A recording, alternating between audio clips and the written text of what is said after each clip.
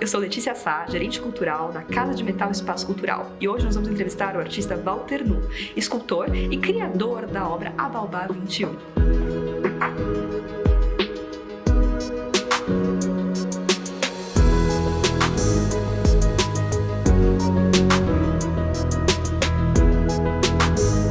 Obrigada, Walter, pela sua presença, né?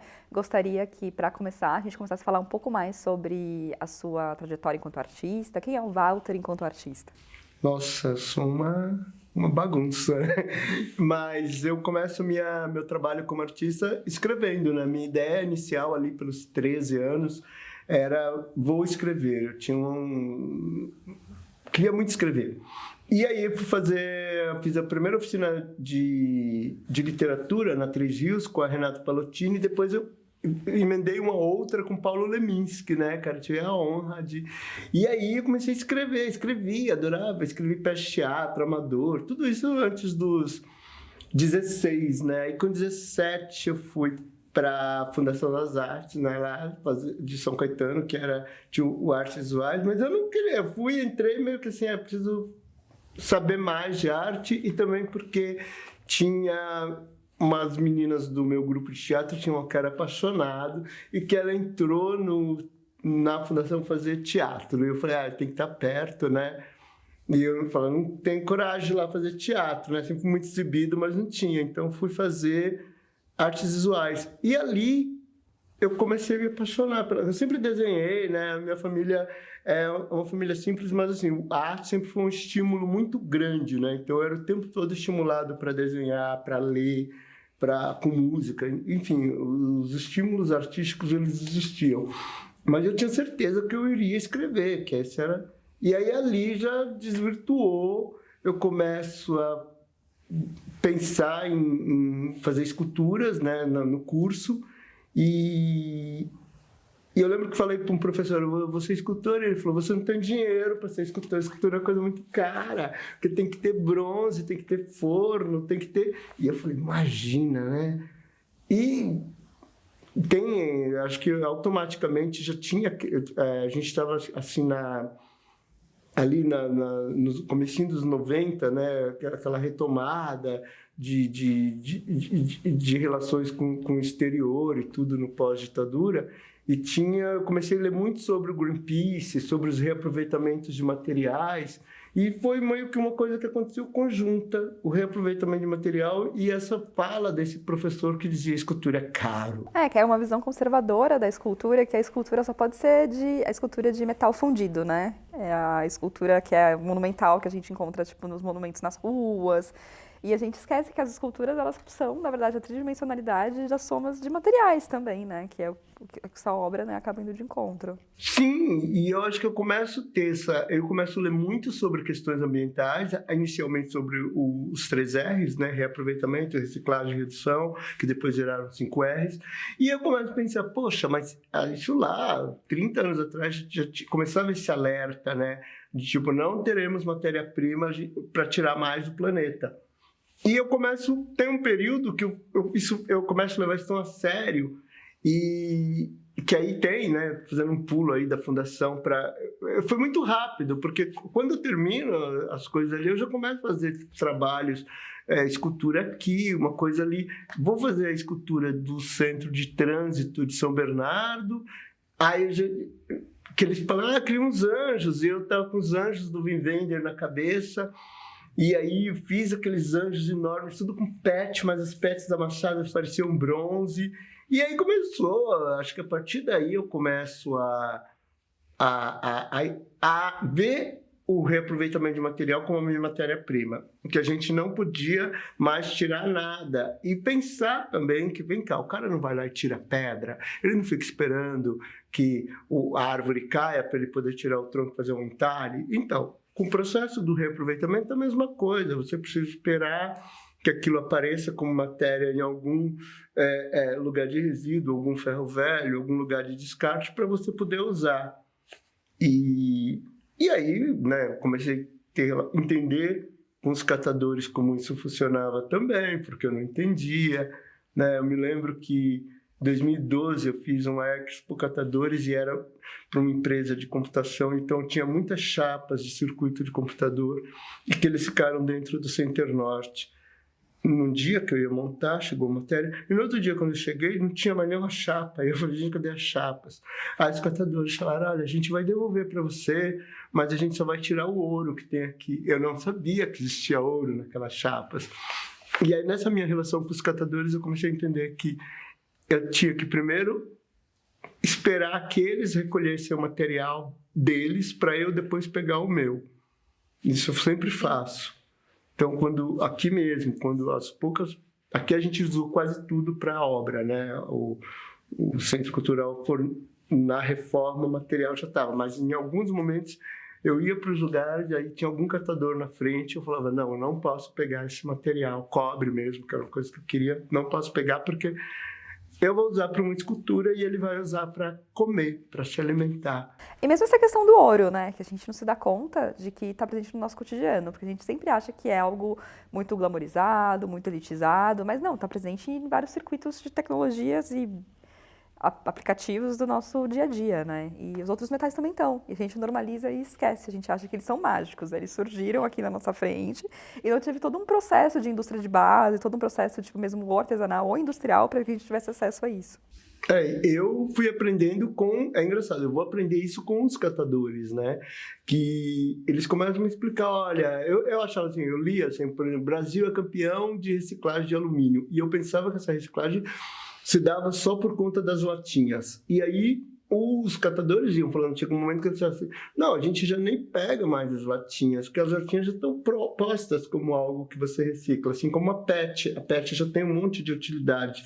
E eu lembro que um rapaz, uma vez eu fui pegar uma quantidade de PET, ele falou, nossa, mas para que você ainda faz escultura? Um catador mesmo, com PET. A PET hoje em dia ela serve para tecido de camisa, ela serve para fazer vassoura, e foi me dando assim, uma quantidade de coisas que se fazia com a PET. E eu falei, nossa, eu fiquei com vergonha, né? Eu falei, gente, eu fazendo escultura, né? Aí eu começo a pesquisar outras coisas, porque eu lembro do catador falando, comece a trabalhar com uma coisa que ninguém recicla. Porque tem coisa que tem dificuldade. Aí, quando você põe isso numa obra de arte, ela vai ficar estática lá e ela vai começar a chamar a atenção de pessoas para pensarem o que fazer com esse resíduo. Então, são saberes que eu aprendi ali, na lida, na rua. De transformar, a transformação da matéria-prima, né? E de que aquilo que é o lixo para uns, né? É material de trabalho e de sustento e de vida para outros, né? E no seu caso é tornar aquele material que seria um material descartado, né? Dentro de uma esfera, de um campo, né? De saber que é super sofisticado, que é o campo da arte, né? E unindo esses dois universos.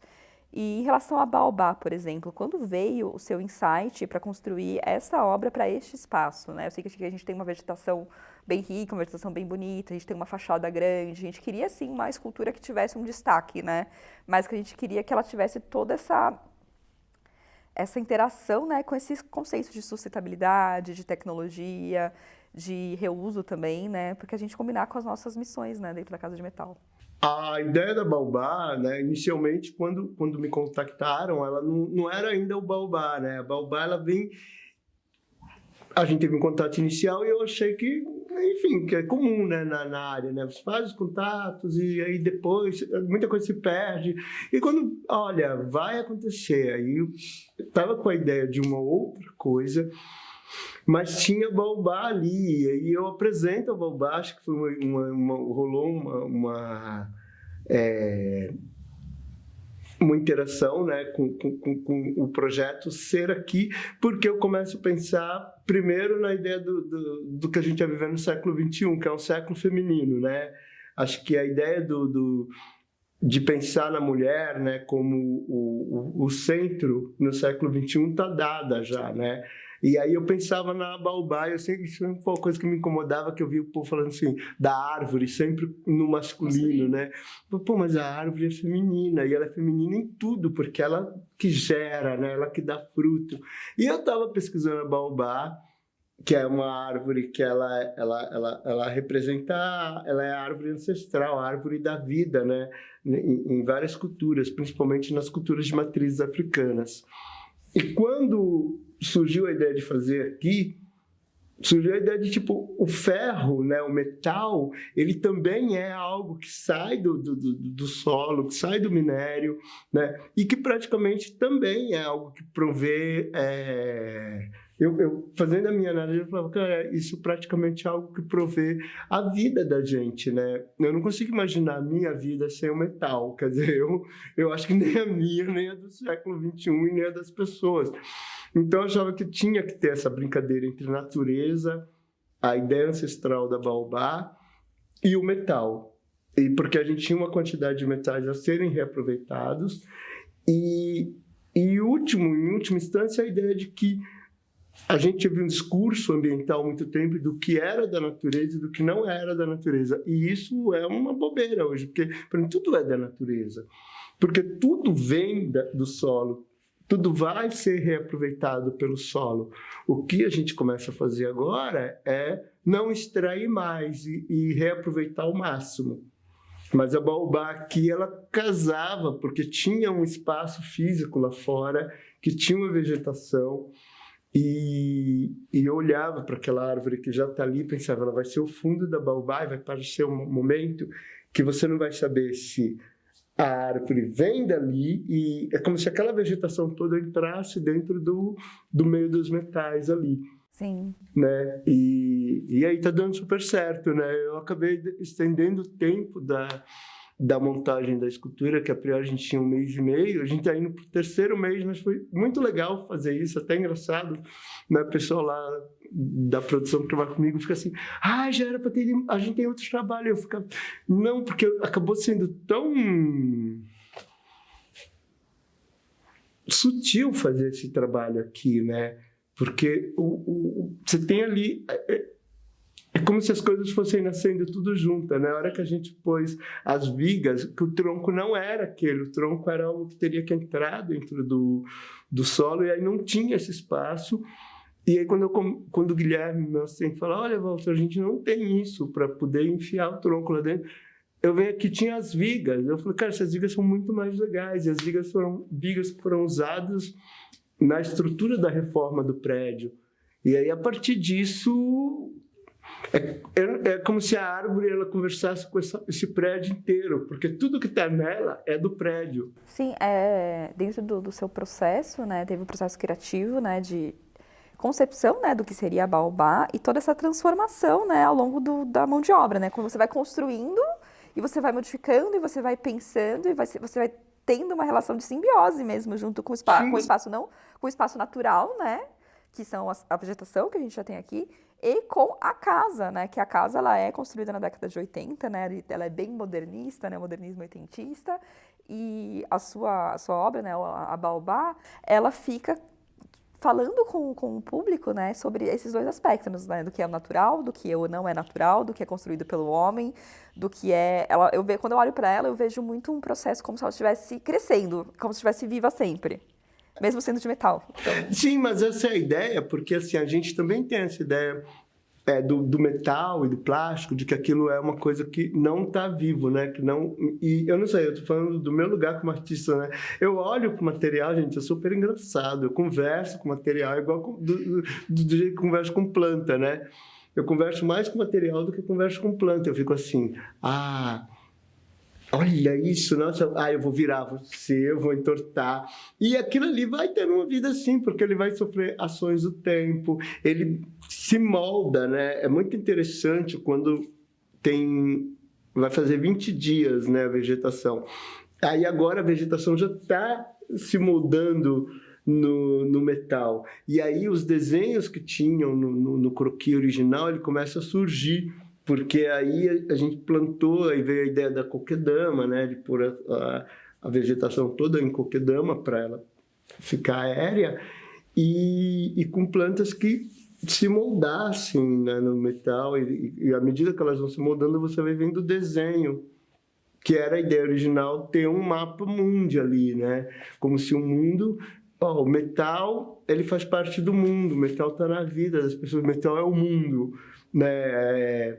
Eu penso isso, né? Não é uma ideia minha de porque é na casa do metal, mas era uma ideia já de tipo, gente, tanto que as minhas coisas sempre têm um tom metálico, né? Foi até uma loucura aqui, eu pintei tudo de prata, né? O que era cobre ficou prata, tudo porque era a ideia de como as pessoas enxergam o metal. A cor do metal, no imaginário popular, ela é Prateado. ela é o prateado. Quando você quer falar do metal, você vai para o prateado, né? Então, a minha ideia inicial era tudo prata, para as pessoas verem que aquilo ali é de metal, como uma terra de metal. Porque o metal tá na vida da gente. E ele é da natureza, né, cara? Ele vai voltar para lá, ele vai... À medida que ele for deteriorado, ele volta, depois ele retorna. E é um ciclo. Sim. Em relação aos seus processos mesmo técnicos, né? Quando eu vejo as suas obras, né? Os Tecnorixás, algumas outras obras, eu vejo que você trabalha muito como uma espécie, como se fosse uma costura com metal, né? Você usa solda, usa... metal torcido? Quais são as suas técnicas que você emprega nesses trabalhos?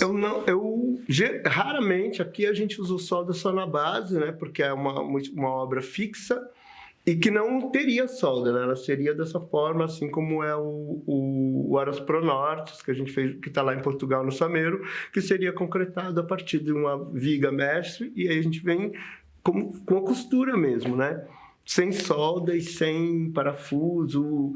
É totalmente manual, né? Como uma costura, mas usando arame galvanizado, né? Materiais que vão passar pelas intempéries do tempo sem o menor problema. Então, eu não gosto da solda, eu gosto da ideia do tear, do tecido. Me lembra muito um bordado. Às vezes, quando eu olho a obra, eu vejo realmente um bordado, um grande bordado tridimensional. Né? Aí eu acho que a gente pode casar essa ideia do bordado com o feminino também, né? Que as mãos que costuram geralmente são as mãos femininas, né? Que tipo, um estereótipo, né? Um padrão, né? Da sociedade. Sim, mas tem um outro lugar aí que vem... meu pai, durante muito tempo, eu tinha esses dois lugares em casa, né? Porque a máquina de costura era uma coisa que fazia parte da casa, da vida das pessoas, né? Estava lá. Não que alguém obrigasse, mas a máquina estava ali. Então, às vezes, eu ia na máquina e fazia lá, detonava tudo, mas costurava. E nas férias, meu pai tinha um negócio de construção civil, né? Uma pequena construtora. E aí, nas férias, às vezes, eu levava eu e meu irmão para construção. E o meu lugar preferido era em cima da laje, quando eles faziam aquela armação de arame. Né? Então eu via os armadores de laje, eles produzindo, porque as lajes antes não eram pré-moldadas, então ela tinha toda aquela ferragem e tudo aquilo era juntado e sem solda, aquilo me impressionava. Eu lembro que aí meu pai me levava depois de 6 meses para ver a laje pronta, fixa, e eu ficava extasiado, tanto eu era criança, tanto aquilo como os pilares, né? Que tem isso ficou, e quando eu começo a produzir, eu trago isso da construção civil, né? Na Lenda dos Sereios é um projeto que eu homenageio os homens da construção civil justamente nisso, que foi eu passando na Ponte Rio-Niterói, com meu pai também, e eu falei, nossa, isso aqui, construtores, a gente trabalhou um período aqui, e foi uma coisa assim, era absurdo, tanto de homens que caíam ao mar, e se misturavam com... Aí eu assim, né? Ninguém buscava eles. Não tinha como buscar pessoas que caíram junto com ferro, com tudo.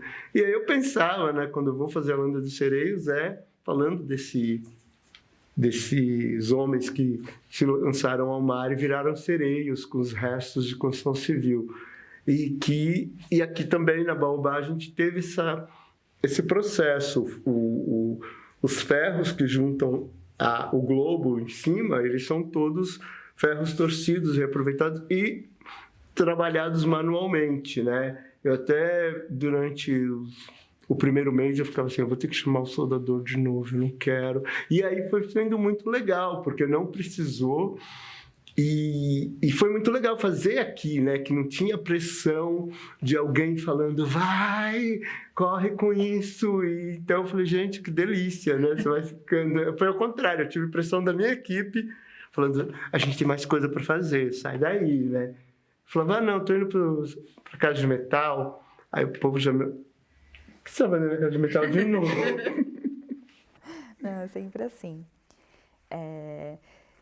E, por exemplo, do material de reuso que você conseguiu, eram as vigas da casa? Então, quando eu monto a primeira parte da escultura, eu montei no ateliê da praia, lá em Cambori e tal. Fiz todo com materiais que eu tinha coletado por lá, pelo ferro velho. E a gente trouxe praticamente o globo pronto, né? Na minha concepção, ótimo, a gente monta esse globo 15 dias. Só que aí o que aconteceu? Chegou aqui, tinha muita coisa, porque eu tinha visto o material inicial que tinha aqui, que para mim seria a base. Só que tinha muito mais coisa que a base. E coincidiu da gente montar no momento que estava em reforma também as portas. Então, eu comecei a falar, gente, vamos adiar isso, porque tem muita coisa vindo. No final, quase que, 80% da escultura é de material reaproveitado da reforma do prédio. E isso foi muito legal, porque isso legitima esse lugar de um espaço, propor uma escultura com material reaproveitado, só que o material reaproveitado do prédio mesmo, da troca das esquadrias, né? O alumínio todo que tá utilizado na escultura são os alumínios das esquadrias anteriores, quando trocou. Aliás, foi muito legal que no dia que estava fazendo a troca era uma coisa assim, os rapazes trocando as portas, a gente tirando o alumínio que tinha lá e colocando os alumínios e torcendo eles, levando para a escultura. Então, era assim, um processo, né, de reaproveitamento acontecendo em loco, que é uma coisa muito legal, né? Isso também aconteceu com as chapas de metal que saíram da laje, né, que eram as telhas de metal, muitas telhas de metal que saíram da laje foram para a escultura. E o tronco dela, que são as mesmas treliças que tem aqui, né? Treliça, né? As mesmas vigas. De Ascortem, né? De Ascortem, a gente usou. Então, assim, eu falo da obra, né? Eu fico bem emocionado com ela, até dá um arrepio, porque, assim, foi muito legal esse processo de você... porque a gente é o tempo todo comprometido com essa coisa da verdade, né? De tipo, você tá fazendo uma coisa reaproveitada, é real. Porque muita coisa que aparece não é, né? Às vezes a gente fez isso reaproveitado, mas aí você vai lá ver, tem até selinho, né? De que foi... E não que não possa, mas aí você não está se comprometendo com essa ideia de saúde do planeta. Então, eu acho muito legal a gente ter um espaço como esse, que a gente teve essa alegria de fazer uma coisa extremamente verdadeira, que era estar tirando mesmo um negócio que iria para uma caçamba e transformando isso numa escultura, né? Isso aconteceu mesmo, né? E foi um processo que aconteceu organicamente, né? Não foi algo que foi pensado e programado, mas... dentro das concepções, né, de obra de construção civil e de obras de arte, acabaram se fundindo.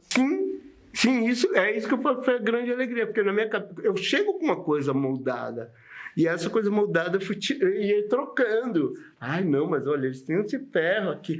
Aí ia dar uma volta no jardim, tinha um ferro lá. Pô, esse ferro é muito mais legal que isso, então vamos pôr esse.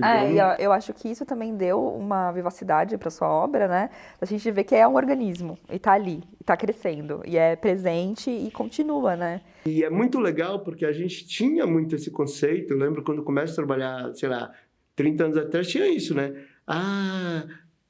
Acaba aqui. Não acaba, porque é circular. E eu acho que quando a gente pensou no globo, era a ideia do circular, era a ideia de que isso vai ficar aqui, o metal, se ele é jogado ao mar, em algum momento ele vai aparecer em outro lugar e ele vai virar uma outra coisa. Não que eu acho que isso justifique o descarte indevido.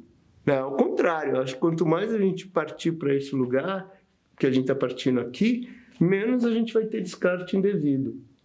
Obrigada, Walter, né, mais uma vez, pela sua presença aqui na Casa de Metal, né, pela escultura, né, e pelo bate-papo, e pelas ideias também compartilhadas, né, é sempre um prazer, né, ter essa parceria com você. Muito obrigada. Obrigado aí vocês pela... Eu acho que essa possibilidade, que venham mais espaços como esse e com essa ideia de responsabilidade, porque a arte é uma responsabilidade social, o reaproveitamento é uma responsabilidade social, e eu acho que é muito legal você abrir um espaço, né, com esse tipo de evocação.